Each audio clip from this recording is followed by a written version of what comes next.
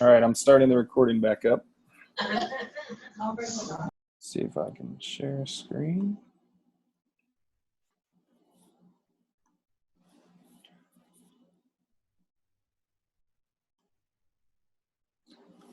All right, can you see everything okay? You see the picture of my sassy son there? Yep, looking good. He's just planted his strawberry crop. He's very excited about it. So this is going to be our section. Next section is talking about seeding and planting. And our goal by the time we finish this 45 minutes is to get what Samuel has here, which is a nice, beautiful crop of something planted. And of course, strawberries are technically fruit, so I probably shouldn't include them in this presentation, but for better or worse, you're getting stuck with that. So here we go. Whoops. What's happening? Okay, so I get a lot of questions oftentimes about ordering seeds and plants in particular. One of the things you're going to find if you get busy in the vegetable garden and start to really enjoy vegetable gardening is that you'll find yourself wanting to grow your own transplants and ordering your own seeds rather than going to the garden centers to do that.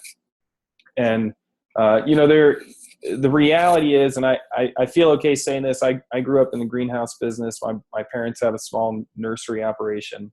And I can tell you my experience is most of the nursery and garden centers, they are not very vegetable centric, right? They're very flower focused. They have all the newest, coolest varieties of supertunias and imagination verbena and all that kind of stuff. But they don't necessarily have the new parthenocarpic cucumber, right? Or the Martha Washington hybrid heirloom lookalike tomato, right? Because they just don't sell that many vegetable transplants and they don't want to spend maybe the money on that seed. And so most of us that are really into vegetable gardening end up growing our own transplants so that we can get the varieties that we really want to have in the garden. Or oftentimes we can just buy the seeds and direct sow them. Now, in terms of where you buy your seeds from, the reality, it doesn't matter a whole lot. With hybrid seeds, for example, if you buy a Better Boy tomato, right? Better Boy tomato from seed company A is going to be the same as Better Boy tomato from seed company B. In fact, it's very likely they probably bought it from the same source. Now, the exception to that is with heirloom varieties. Heirloom varieties are typically produced in a different way than hybrid ones. And so because of that, oftentimes heirloom cultivars that are in one seed company may be slightly different than an heirloom cultivar at another seed company, right? So if you find that perfect Brandywine tomato that you really like from seed company A, you might want to just keep going back to seed company A to keep getting it. Although you may find it may change even buying it from the same seed company because it's kind of the nature of the way heirlooms are. The other question I get a lot is about certified organic seed. What does that mean and why is it so expensive, right? So what it means is two things. It basically means that seed was produced in a certified organic production setting. So in other words, there were no synthetic fertilizers or pesticides used within the production, of that seed. But I think what's probably more important to you as vegetable gardeners is that it has to do with the seed treatment. So you may or may not know that most of our regular conventional seeds that we buy are treated with fungicides and oftentimes insecticides in order to reduce the chances of damping off and other germination problems and other issues that go along with that seed germinating in the soil. And by and large, it's not a huge issue.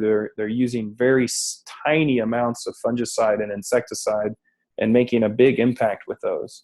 But I know a lot of master gardener groups end up doing sort of volunteer events and have booths at state fairs and other outreach events where you're involving kids. And, I just, as a father myself, I think it's important for all of us to remember that the reason that sweet corn is hot pink is because it has insecticide on it, right? And so we don't want kids handling that and, sticking it in their mouth or putting their fingers in their mouth after they've used that seed. And yourself, if you're using it, then you want to make sure you're washing your hands after you're done sowing that seed. But if you're doing events with kids specifically, you can buy certified organic seed and it won't have any kind of chemical treatment on it. or you can also buy untreated seed, which is oftentimes a lot less expensive than certified organic seed, and you still get the same result that you want.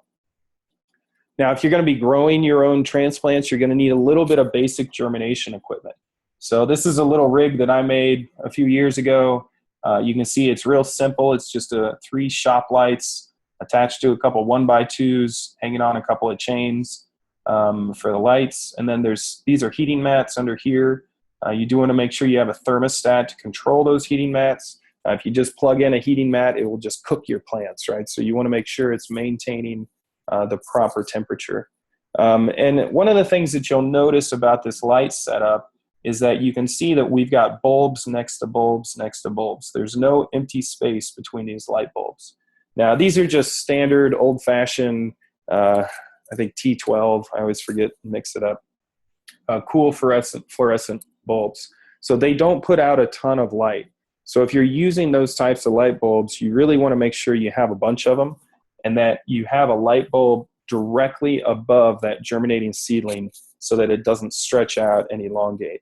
And in fact, if you have an interest in transplant production, we actually just finished a transplant fact sheet through our Growing Growers series that Jason could point you towards if you want to get some more detailed information about growing transplants. Last but not least, don't forget that you can't order seeds too early. The seed companies don't like to tell people this, but don't forget that seed is a biological storage mechanism for those plants, right? So they do actually last a really long time if you treat them well. And what you want to do is basically simulate winter for as long as you can. So we like to keep our seeds in the freezer. That works really well. Or you can keep them in the refrigerator. Anywhere that you can keep them cold and dry is going to maintain the viability for as long as possible. And many of our vegetable plants will last, 5-10 years in the freezer as seeds. And they might lose some viability, but you can always increase, what happens with seed is it loses its germination percentage. It's not like it usually doesn't just stop growing altogether. So you can always plant it a little more thick. Now, the one exception to this is onion seed. Onion seeds do lose their viability pretty quickly, so you will need to order those pretty much every year. So in terms of when to plant, again, it's going to depend if you're talking about cool season or warm season crops. Any warm season crops we want to plant after the last chance of frost or certainly freeze. And around here in Kansas City area, that's usually right around May 1st. It's going to vary a lot depending on the year. It seems like the last few years have been really erratic. I'm not sure if we're going to get any more freezes here in Kansas City in 2016 or not. We'll see. I guess maybe this fall. But spring seems to be coming early around here. The other thing that you want to keep in mind is that the freeze date is really important in terms of protecting the crop from a potential damaging frost or freeze. But in terms of how well that plant's going to grow, that's all driven by soil temperature, right? And soil temperature is really important for plant growth, especially our warm season crops, and especially those that you want to germinate in the garden, things that you're planting seeds in the garden. So it's a good idea to get one of these little soil temperature probes. You can buy them through the seed companies, usually for $7 or $8. They're really inexpensive, and they're real handy to have around both for propagating plants and growing your own transplants, but also for checking the soil temperatures in the spring and in the fall when you start planting those cool season crops and the warm season crops in the early summer as well too. Now, we typically don't like to plant warm season crops until our soil temperatures are about 55 degrees. There's going to be some variation in that. Green beans you can plant with soil temperatures a little bit cooler than that. There's some varieties of sweet corn that need 60-degree soil temperatures to germinate. So you're going to want to look at your seed catalogs and stuff to sort of double check on that. But, again, you're sort of balancing this concept of the last frost-free date with soil temperatures at all time, because there's been some years where we've had 70-degree soil temperatures in March in Kansas, right? Well, you're not going to plant tomatoes outdoors in March. I don't care what year it is. That just sounds like a bad idea. But sometimes, it can be the other way as well too. We can get into the last frost-free period and their soil temperatures are still really cold. But that's happens a lot less often. Typically in a vegetable garden, this is about the one piece of equipment you're really going to want to have. And of course, we all know there's two basic types of tillers, the front tine tiller, right, and then a rear tine tiller. Front tine tillers are typically less expensive, and they're a little bit, well, no, they're not easier to handle. They're a little bit smaller, which can sometimes make them easier to handle. But a front tine tiller is really going to beat you up in the garden. A front tine tiller uses your back as a fulcrum, essentially. And so it can be really hard on your body to use a front tine tiller. Now, once the soil has been broken and the garden is established, it's not usually as bad. But especially if you're cutting in a new garden or trying to cut in sod, I would try and stay away from a front tine tiller, or at least find yourself a 15-year-old kid to do it for you, because that can be considered punishment in a lot of countries. A rear tine tiller is going to put much more of the force back onto the machine, right? And so your job as the operator is to keep it pushed down into the ground and keep it from walking, but it actually does most of the work for you. Now, most rear tine tillers are a fair bit more expensive than a front tine tiller. Front tine tiller is in the neighborhood of $300 or $400. Rear tine tiller, you're talking more like $600 or $700. This is actually a special case. This is called a BCS walk behind tractor, so it's a little bit different, but it would look similar to a rear tine tiller. Now, keep in mind that whether it's a front tine tiller or rear tine tiller, whenever these tines are spinning around, they're going to be fluffing up that top 4 inches of soil and making it nice and soft and easy to manage and plant and seed into.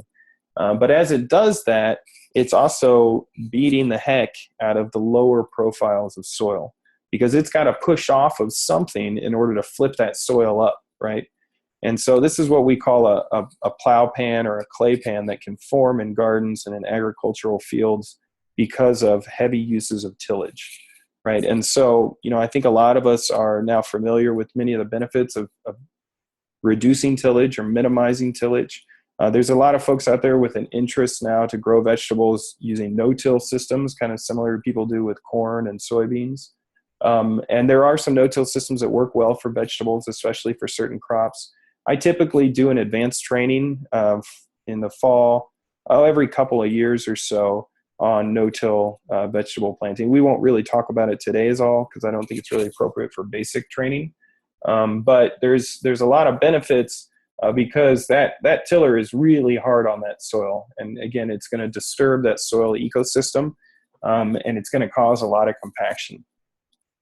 Now, that being said, I am not a person that sort of goes to the never till school. I'm a minimum tillage person myself. So in my garden, I usually will till in the spring when I till in my cover crops, essentially, and plant my spring and summer crops. And then I'll probably till in the fall when I clean up the field and plant my cover crops as well too. So, that's sort of where a good place to start. As I mentioned before, there's a lot of vegetable crops can be sown directly into the garden, right? And I think most of us are fairly familiar with how to do this. This is one of my favorite direct sown crops, baby lettuce. Head lettuce are nice and they look great at the grocery store. But if you're trying to grow lettuce in your own garden, the difficulty with head lettuce is that you wait and wait and wait, and then all of a sudden you have 20 heads of lettuce. So the nice thing about the baby lettuce is that you can go out and cut it. You can, cut and come again, essentially is what we call it, right? So you cut it and it'll re-sprout. You can come back and cut it a couple weeks later. So if you have a decent sized patch, you can sort of take little bits of it out every few days and have fresh salad all through the spring and early summer. Now, most all of your direct sown crops, you're going to want to come back and actually thin the seeds for those. So not all of them, but especially root crops like beets, and I think this is spinach here, but The leafy crops, you probably don't have to do it as much, but any of your root crops like beets and carrots and turnips and some of that kind of stuff, you're going to want to make sure you're thinning so they have the physical room to actually produce those root crops. But you also need to be careful with certain species of sort of above ground crops too. And one of the best examples of this is sweet corn. If you guys remember that picture I showed you earlier from my garden where we had the 2 rows of the tomatoes and then the 3 or 4 rows of sweet corn next to it, I didn't get a single ear of sweet corn out of that garden because I planted my sweet corn too thick. You know, I had beautiful plants, they grew, turned green, looked great, but they just were competing with each other so much that they couldn't fill those kernels and make good ears of corn. So it is really important to come back and thin those things or make sure you're planting them at the right density the first time in order to be sure that you're going to have a good crop. And there's a really nice table actually in your manual as well as the Kansas Garden Guide that gives you all the spacing requirements, I think, for almost every vegetable crop.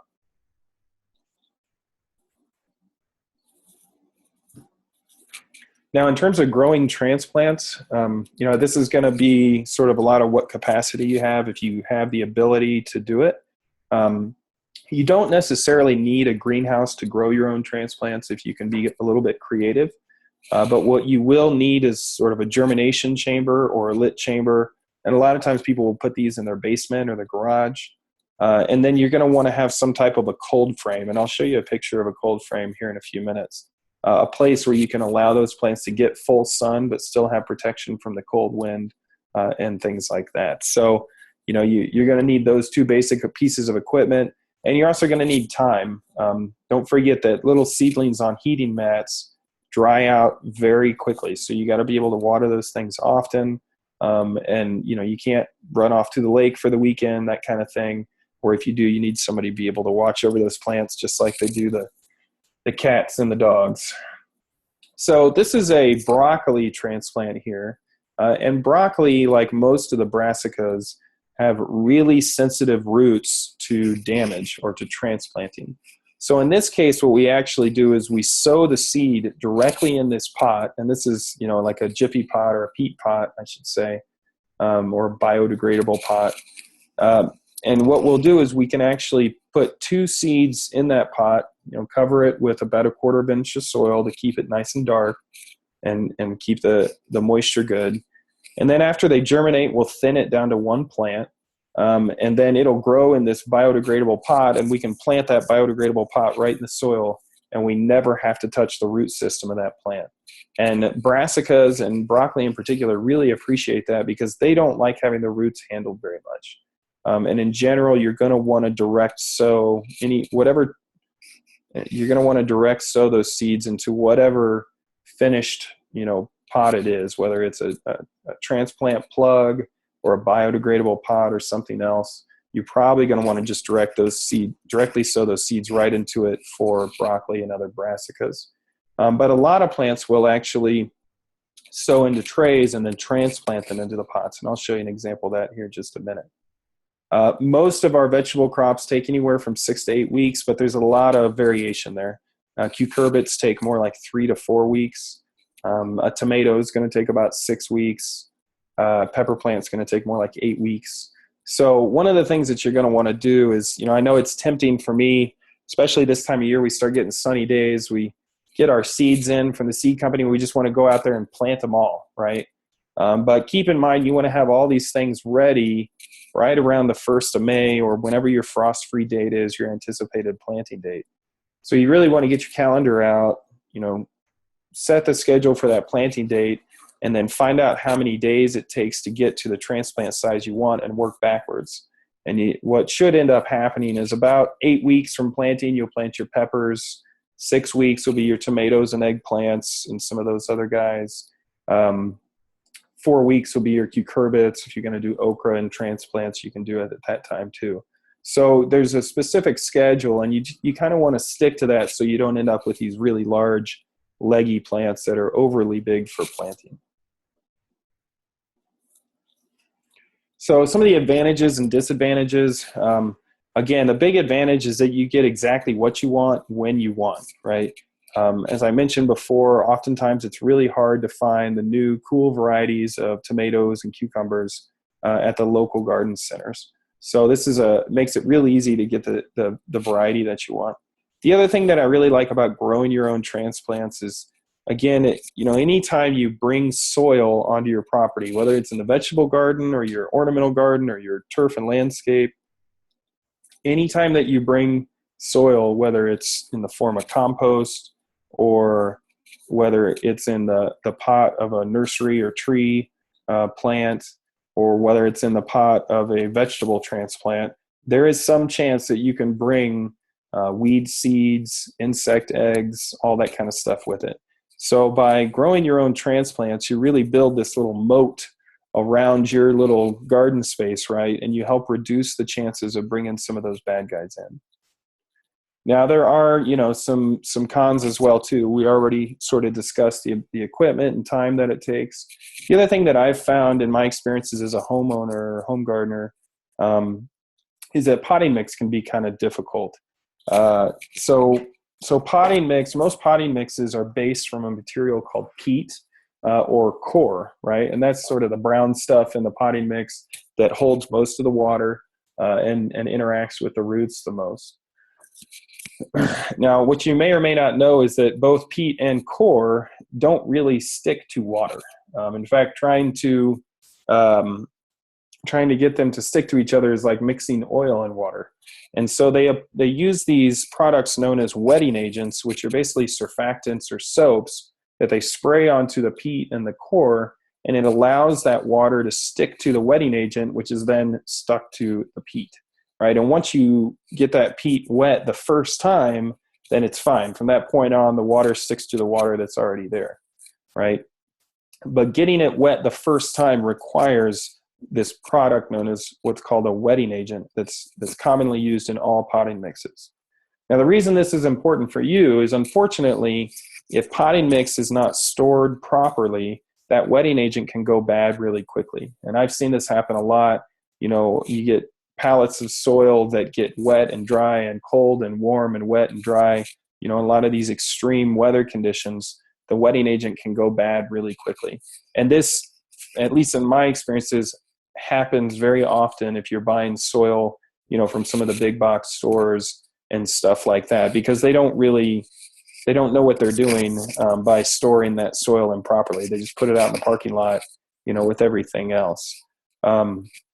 So a good way to avoid this is, first of all, buy your potting mix from people that use potting mix. If you go to a local garden center or nursery where they're actually transplanting and growing their own plants, then they're going to know how to store that potting mix correctly so this doesn't happen. And B, they're most likely pulling potting mix for you out of their own inventory that they're already storing properly so that doesn't happen. So that's a nice way to avoid that problem.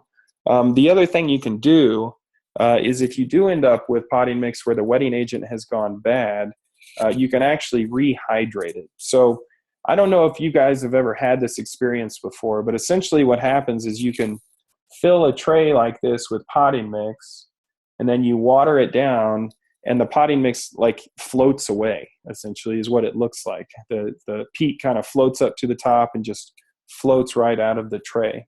And the peat won't get wet. It literally looks like it's trying to mix oil and water.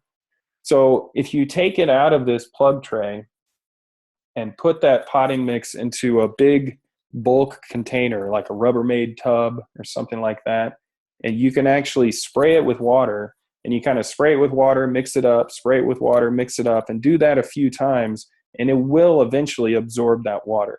It just takes a little bit of elbow grease to get there. So you can revive that. But if you have bags of potting mix that sit in the garage, all summer and all fall, don't expect them to work again in the spring, because by then that wetting agent will have gone bad.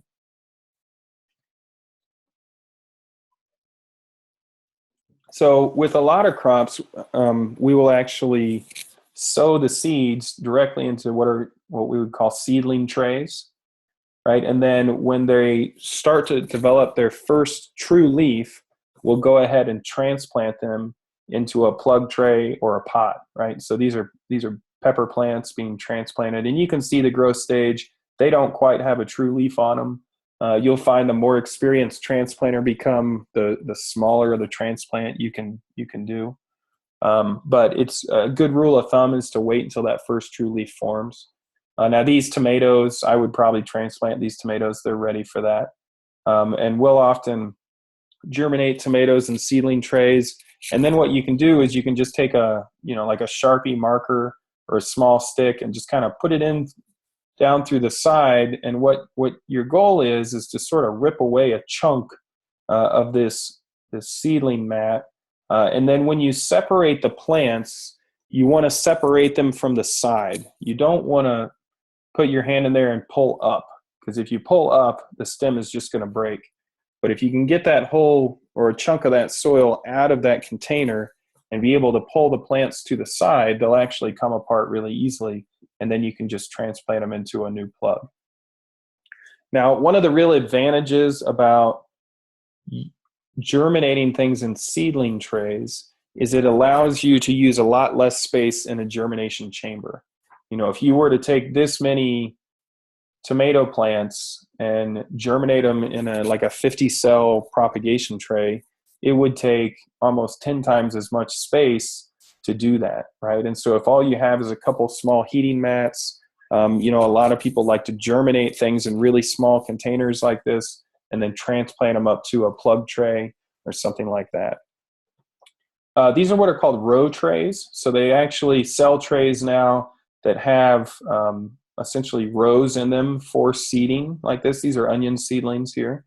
And they work really nicely, especially for home gardeners, because, as opposed to this, you may not have a variety of tomato where you want to germinate this many seeds. But these row trays, because they're compartmentalized, you can just plant 10 seeds or 15 seeds in that row real easily, and it'll keep it all separated for you. This is what we call a propagation tray. So, this is a 50-cell plug tray. It's a similar size to the things that you would buy at the store. Now, you can transplant directly into these plug trays, or in this picture, what we're doing is we're direct sowing, right? So I mentioned before, there's several families of crops that really don't like to be transplanted very much. And I mentioned the brassicas already. But also the cucurbits are definitely in this family. You would never want to transplant a cucurbit in the same way that we can tomatoes and eggplants and peppers. So in those cases, what we'll do is actually plant the seed straight into its final pot or final container, really. Now the traditional way was always to sort of put, like 2 seeds in this plug, let them germinate, and let them grow for a few days, and then thin it down to 1 plant. To me, a lot of times seed is becoming a lot more expensive per seed these days, especially with a lot of the new hybrids that are coming out.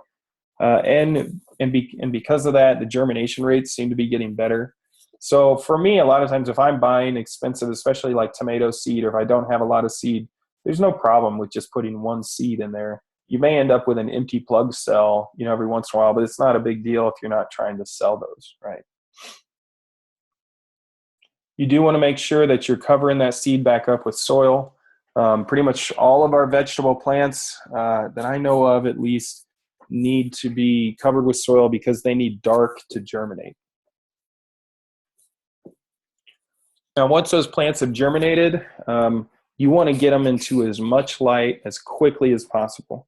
And one of the sort of common mistakes I see with a lot of folks that are new to growing their own transplants is they just totally overestimate the amount of light that comes out of those small fluorescent bulbs. Fluorescent light bulbs put 1/1000th of the light as the sun. So we want to get them out into the full sun as quickly as possible. And one of the easiest ways to do this is by building a small cold frame. And this isn't a small cold frame. This is a really, really pretty nice one here. You can see the sidewalls are about 18 inches in the front and about 24 inches in the back. And so those sidewalls are going to keep the sun off of the plants. It's also going to keep a little bit of those rays coming in from this way as well. Sorry, I shouldn't have said sun. I meant to say wind. And then what we'll do with this cold frame is, really without stressing the plants, I'd like to keep it open as much as possible. But the reality is, especially when you have cool days and those 30s and 40 degree days, you want to have this probably vented so that it's able to accumulate some heat, but also allow some heat to escape.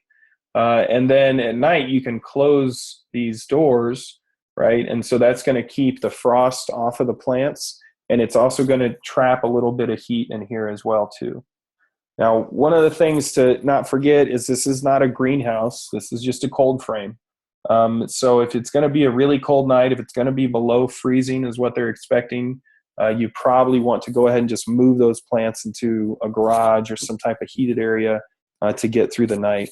It will hold some heat, but you'll want to determine what that is by, checking a thermometer in the middle of the night and that kind of stuff before you risk putting your plants in there. This is what's known as the world's cheapest cold frame here. It's basically some weed fabric laying on the ground. And then this is what's called floating row cover. And we're going to talk a lot more about floating row cover in the next couple sessions this afternoon. But it's basically a spun bonded polyester fabric that essentially works like a frost blanket. So during the nighttime, you can basically cover these plants up with this blanket, and it's going to allow frost, it's going to prevent frost from settling on the plants and causing damage. You may or may not know that frost, it's typically the thing that causes the problem on plants, especially cool season crops, is not actually the temperatures that the frost occurs at. It's actually the physical interaction of the frost with the leaves, especially when it melts early in the morning. So like when I was a kid working in the greenhouse, we would have to go out and wash the frost off of our plants, before the sun would come up, because when the sun hits those plants and they have frost on them, that actually does as much damage to the leaves as anything. Last but not least, before we finish transplants, I did just want to mention real quickly, I also usually do an advanced Master Gardener training, again, about every other year or so, on grafting. So you may or may not know that there's a lot of people getting interested in grafting vegetables, just like we do apple trees and grapevines and stuff like that. And in this case, what we do is we actually graft sort of your favorite tomato onto what are called interspecific hybrid rootstocks. And those are rootstocks that are a cross between a wild and a domestic species. And because of that, oftentimes they have increased vigor, so they can increase the yield by anywhere from 20 to 60%, depending on the rootstock. And they can also increase their ability to resist diseases. So many of these rootstocks are resistant to diseases that, especially like heirlooms and some of our other tomatoes, are not resistant to. And so we can simply graft those plants onto a resistant rootstock to manage diseases. So we actually do a lot of work in my research group on this area. In fact, I have a graduate student defending her thesis this coming Monday, so we're very excited about that. And so we do research both in evaluating rootstocks for tomatoes, but also looking at different propagation methods for grafted tomatoes as well. So I'm not really going to get into the details of how that works, but I just want to let you know what's going on and show you a couple pictures. This is the size of the plant when it typically gets grafted, and this would be the rootstock here. And you can see we want to graft below the seed leaves, or what's called the cotyledon leaves of the rootstock. And we use these small silicone clips that actually hold together the rootstock and the scion while that graft union fuses. So you can see this is the scion being inserted down into that clip. Nice parallel lines so that these guys match up real nice and tight, right? And then that graft union is going to fuse over the next 7 to 9 days inside what we call a healing chamber. So we essentially just trick the plants into staying alive without a root system while that graft union fuses. Plants are much cooler than people because they're able to do this. If I cut my arm off and cut my brother's arm off and we stuck them together, they probably wouldn't grow together, right? But with tomatoes, you can do that.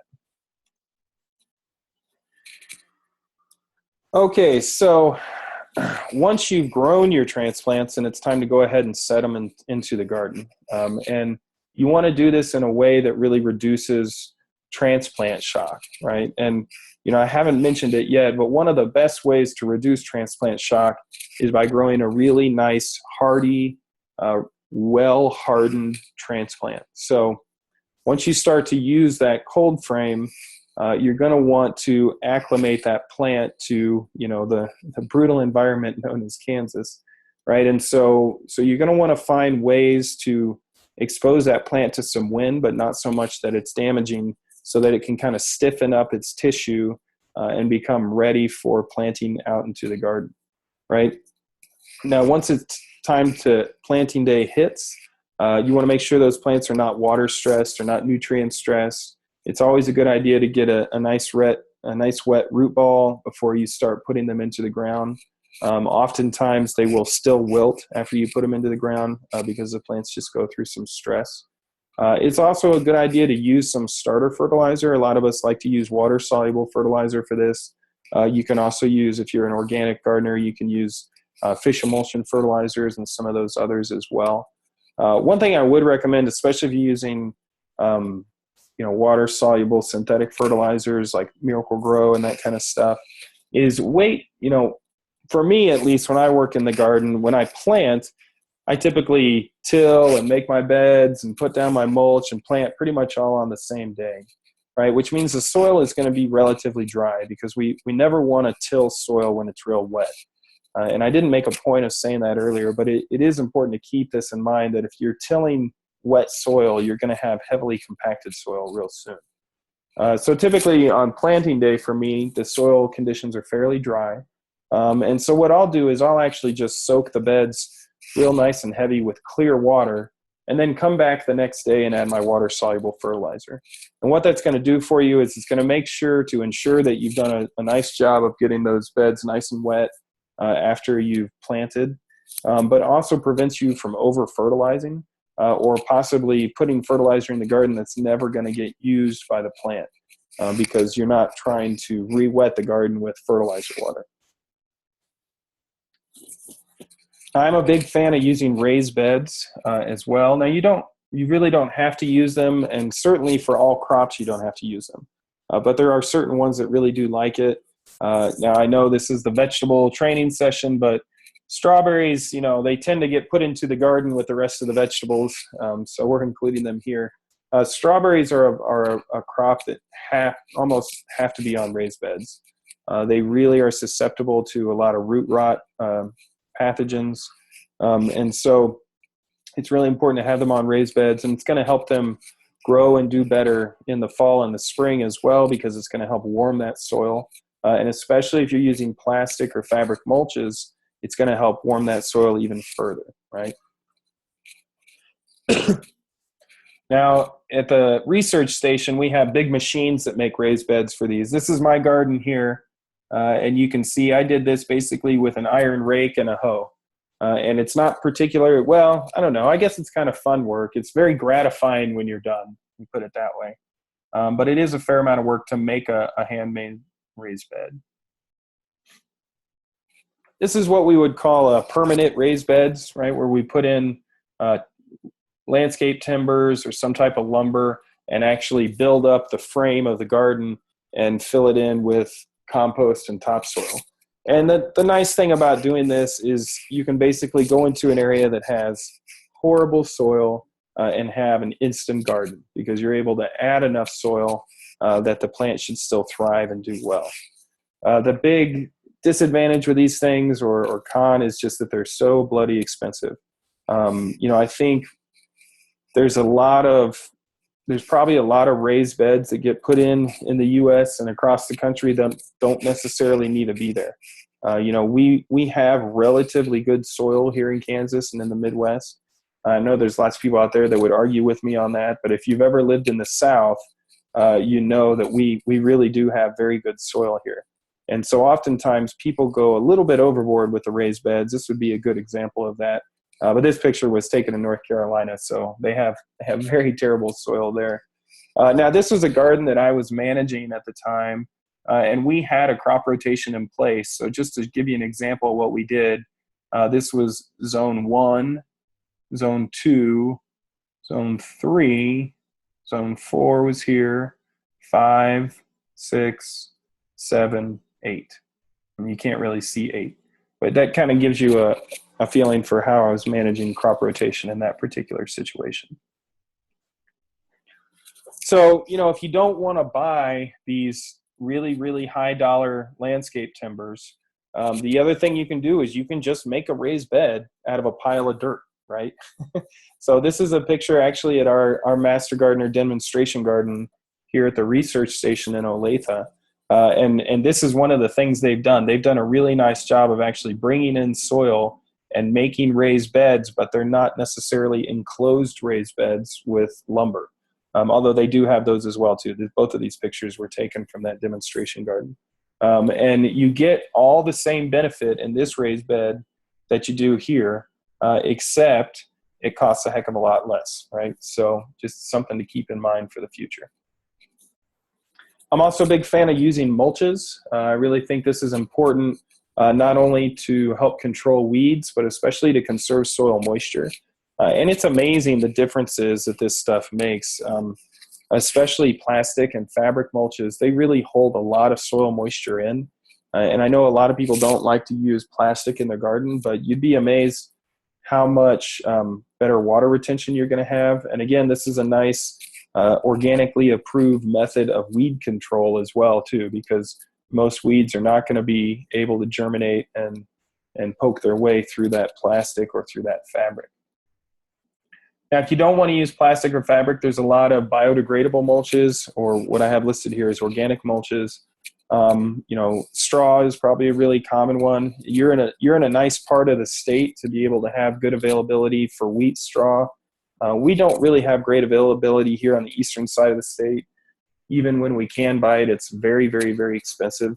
But one of the things I really like to use is actually leaves as mulch.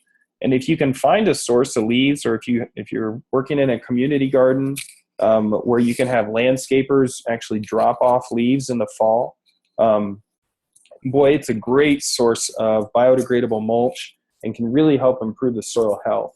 So this is actually out at my family's property in my dad's garden. These are some sweet potatoes here. If you haven't grown sweet potatoes in the Midwest, they really love our hot, dry summers that we have. And they do really well in this part of the country. And what we'll do is we'll actually go and get the leaves in the fall and collect them and put them into a great big pile. And they just sit there and hang out in the corner of the yard all through the winter. And then in the spring, we'll actually spread them out into the garden. And it's kind of like paper mache at this point. You can see it's kind of a mishmash of leaves and other things. And we'll put it on fairly thick, about 4 to 6 inches thick. And what that's going to do is make a really nice mat to prevent the weeds from coming up through it. And then we'll use it as a mulch all through the year. And then in the fall, you can basically till that in. And it's a really beautiful source of organic material for the soil. And it's a nice, actually, sort of alternative to cover crops as well, too. If you think about leaves, for the most part, they're not going to have very many weed seeds in them, or they shouldn't. They shouldn't really have any pathogen spores in there. There's, I suppose some chance there's maybe a fungicide in there, but I really doubt it. Leaves in general are fairly clean. If you think about what goes into a bag of leaves or onto that leaf truck. So they can be a really nice source of organic material that's relatively reduced risk. I'm also a big fan of using fabric mulch. So that's what this is here. These are some heirloom tomatoes growing. You can buy fabric mulch at many of the horticulture supply centers, and they use it, really it was designed and marketed for the landscape industry and to put around trees and shrubs and that kind of stuff. But it really works great for vegetables, especially in small plantings like in home gardens and also in high tunnels, which is what this is a picture of. And the thing that's great about fabric mulch is it's really tough. As opposed to plastic, fabric can be reused year after year after year. And you can buy fabric mulch that then lasts as many as 15, if not more years. And so you can reuse it, which is nice from a sustainability standpoint. The other thing that's really nice about it is that I don't know anything that can come up through fabric mulch. Nut sedge, can come up through plastic. It will come up through leaves and newspaper and cardboard and anything you throw at it, but it will not come up through fabric mulch. It's really tough stuff. So you have to do a little bit of weeding in the holes where the plant's coming out. But other than that, you really don't have to do any weeding. So this is the fun part about using fabric mulch. And we use actually a lot of fabric mulch at the research station, especially for our high tunnel plantings, but outdoors as well too. And we actually will burn holes into the fabric mulch as opposed to cutting holes. The logical side of me is because it prevents the fraying and all that kind of stuff. But the reality is just kind of fun to burn holes into fabric. So it's a good way to keep the student workers moving and motivated, hand them a torch and see what happens. But you do want to be a little bit careful. One time when I was a young man, I burned a bunch of fabric over a field that kind of looked like this. It was actually a wheat stubble field, and I lit that field on fire. So, you certainly want to be careful anytime you're using a torch. You do want to wear a pair of shoes with thick soles on them because every now and again you got to stomp the fire out too. Okay, so we've got time for, looks like we're getting back on track here fairly well. Let's take another 10 minutes or so for questions. You can see Samuel sitting there next to his tomatoes. So I'll stop sharing screen and answer any questions that you have.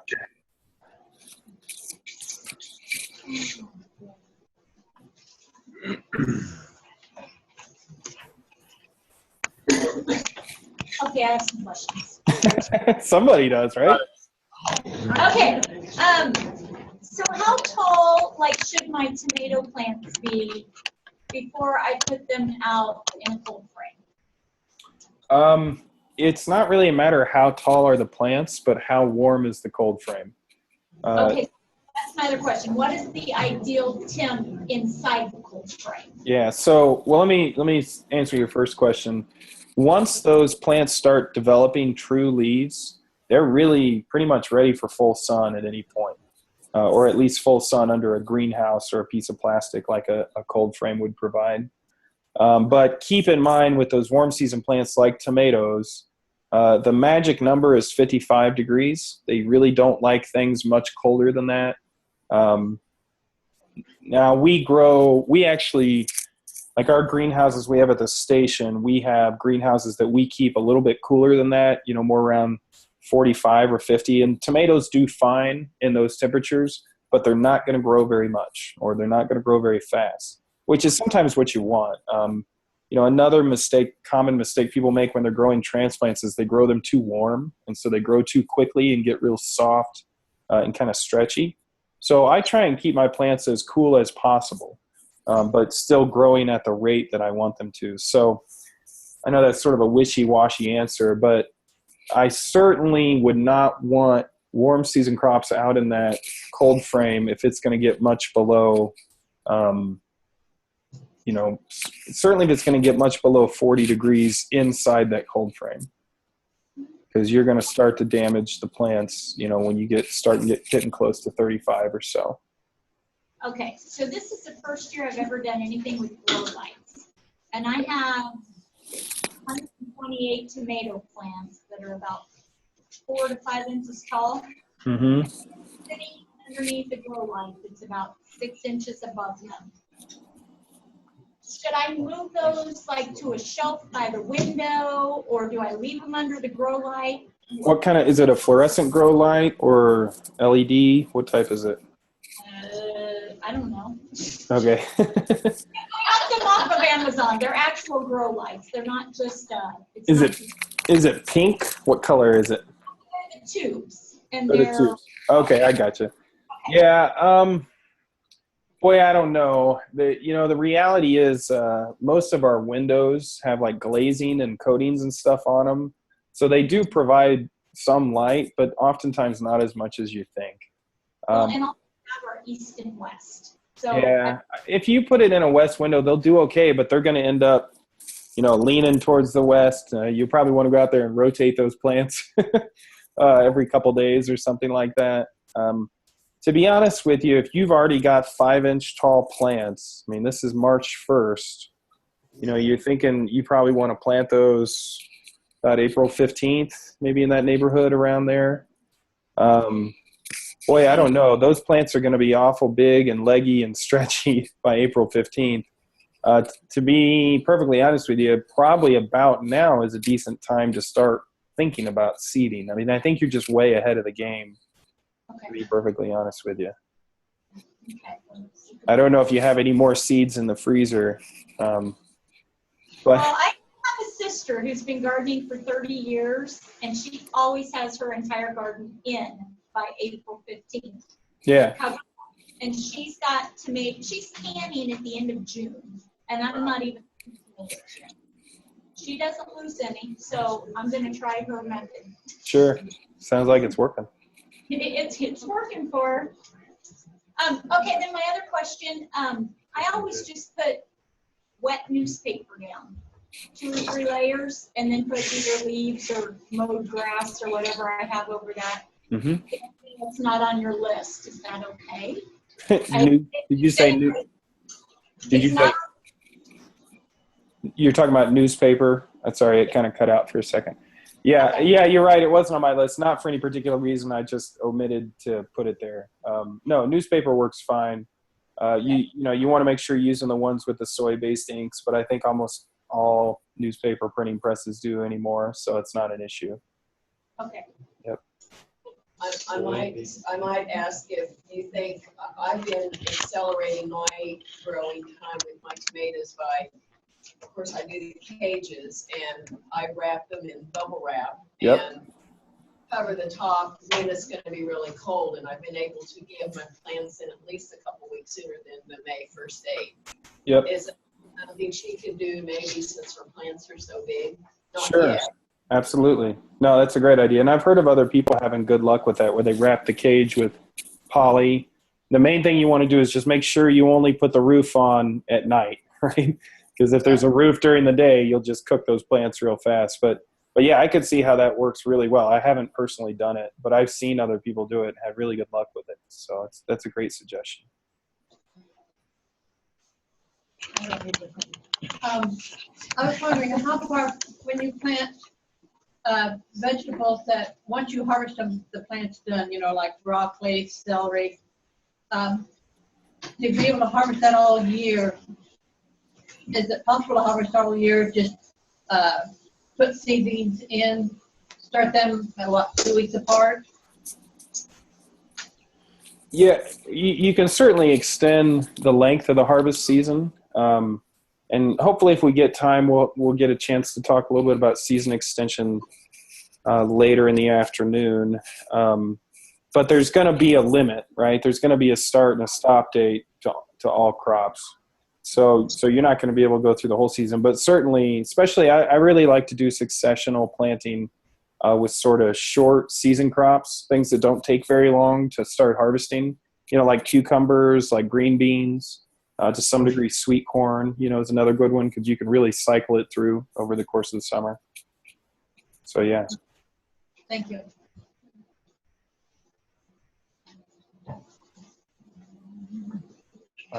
Any more questions? Well, I think I'm going to take my quick little break here, if that's okay.